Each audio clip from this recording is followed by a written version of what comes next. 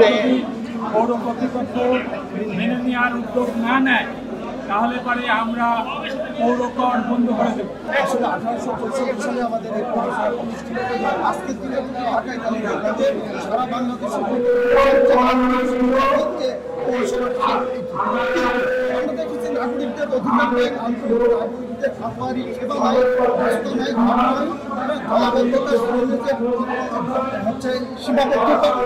কিন্তু প্রত্যেক বছর কর অ্যাসেসমেন্টের দামে প্রত্যেক বছর কর বাড়িয়ে চলে সেটা আবার ঠিক নির্দিষ্ট নীতিমালার ভিতরে ইচ্ছা মতো যার হচ্ছে নজর ভালো লাগে তার কর কম নেই, যার ভালো লাগে না সাধারণ নাগরিকদের তাদের যোগাযোগটাই হচ্ছে কথা বলার জায়গাটাই তাদের হচ্ছে তাদের কাছ থেকে অনেক বেশি কর নির্ধারণ করে।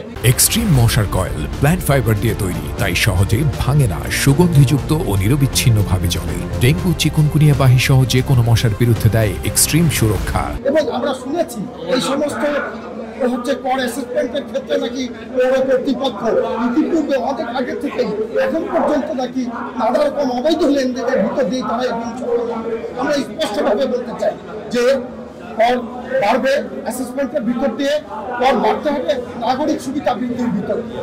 নাগরিক সুবিধা থাকবে না, পৌর নাগরিকরা কর দেবে না। কেন আমাদের দাবি 15 দিনের ভিতর যদি পৌর কর্তৃপক্ষ মেনে নেওয়ার উদ্যোগ না নেয় তাহলে পরে আমরা পৌর কর বন্ধ করে দেব।